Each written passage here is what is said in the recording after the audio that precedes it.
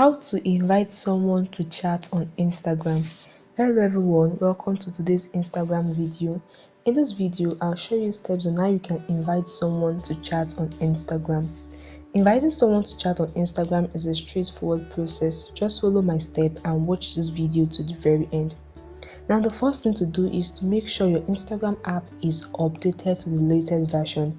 Then in your app, search for the username of the person you want to invite using the search bar, which is the magnifying glass below. Tap on it and enter the username of the person you want to search for. As you can see on the screen, once you found the user, tap on their name.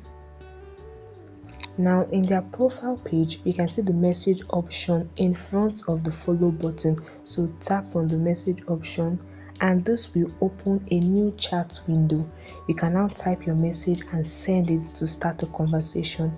Any message of your choice, you can type it and tap on send to send this. You can make your invitation more engaging by considering making reference to something specific from the user profile or a recent post to show genuine interest, but always remember to be respectful.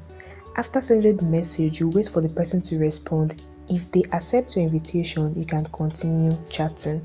And this is how you can invite someone to chat on Instagram.